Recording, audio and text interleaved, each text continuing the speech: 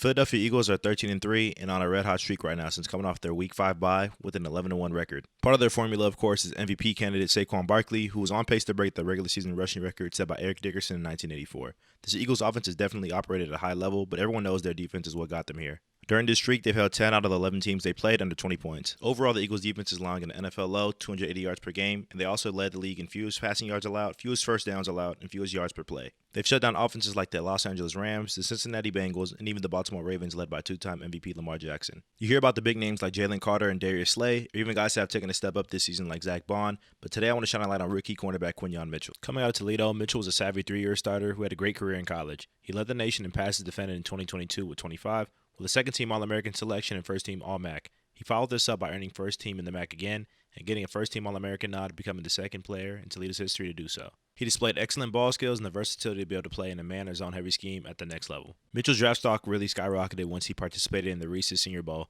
a bowl game created to showcase all NFL-eligible draft talent in front of all 32 NFL teams.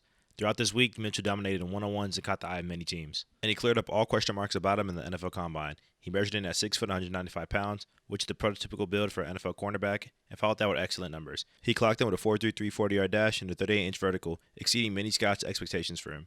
He also displayed fluidity and sound fundamentals throughout the drills at the Combine, which basically locked him up into the first round of the NFL Draft.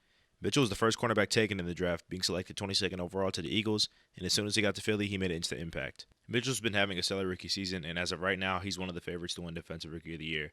On over 800 snaps and 63 targets, Mitchell's allowed under 500 yards and just 2 touchdowns. He's matched up against some of the best receivers in the NFL to date, including Jamar Chase, CeeDee Lamb, and even held his own against Mike Evans. Some even compared his slate to the all-time season Darrelle Revis had in 2009, which is very disrespectful because he's nowhere near that caliber of corner, but it's high praise for rookie DB nevertheless.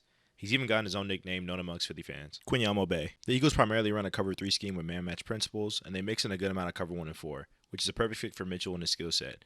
One of Mitchell's distinguishing traits is his ability to match the speed of receivers in his zone, not being afraid to get beat deep, which allows him to make a lot of plays on the ball. On this play right here, the Packers are running a fake screen and go play on the front side with the backside out by the receiver.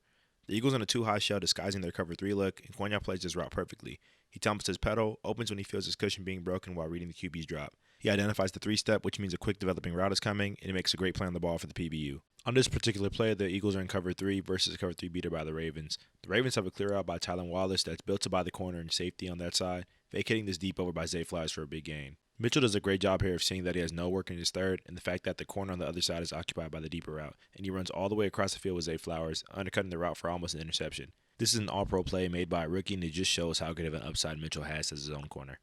He also displays the ability to play zone at an above-average level from a press alignment. Here the Eagles are in their standard cover 3, and Mitchell's lined up against Malik Neighbors, a legit 4-3 runner and deep threat. He does a great job of keeping his depth and not letting Neighbors get behind him in his third, and doesn't fall for the move at the top of the route that he gives him, leading to another PBU and almost an interception.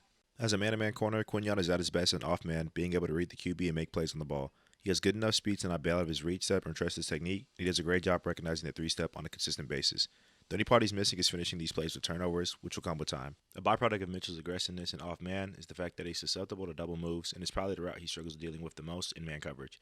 A lot of the time he relies on his speed to recover and tries to make a play through the hands of the receiver, which doesn't always work.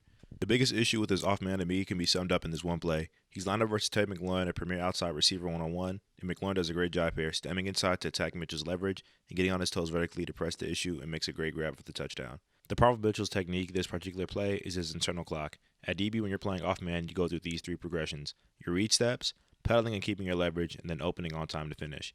Mitchell struggles with opening on time here, and McLaurin gets by him before he's able to open his hips fully and match his speed. Once Mitchell can fix his issue with his top-end speed, he can be one of the better off-man corners in the league. In press man, I think Mitchell isn't a technician by any means, but his tenacity and physicality can give anybody problems. With his length and speed, he's a great matchup for bigger body receivers and can master lateral quickness with ease, but he's not ever going to be the top corner to just lock down one side of the field. As much as people want to hype Mitchell up as one of the premier cornerbacks in this league, he's just not there yet. He benefits from being in a great scheme and plays his role very well. He's definitely not your average rookie, but the Revis comps, or to even say he's a tier 1 corner as of today, is way out of line. I don't think that'll ever be his style of play, and that's perfectly fine. To me, when I watch Mitchell, he reminds me of young Charvarius Ward, a lengthy corner with solid press man coverage, but really thrives off of the ball. Ward has showcased his ability to make plays on the ball since he entered the NFL in 2018 and had a career year in 2023 where he's a second-team All-Pro and was a part of the 49ers defense that went all the way to the Super Bowl. I think that with time, Quinyon can have that type of impact sooner rather than later. I anticipated being a Pro Bowl consistently in the coming years and was an A+ draft pick by the Philadelphia Eagles.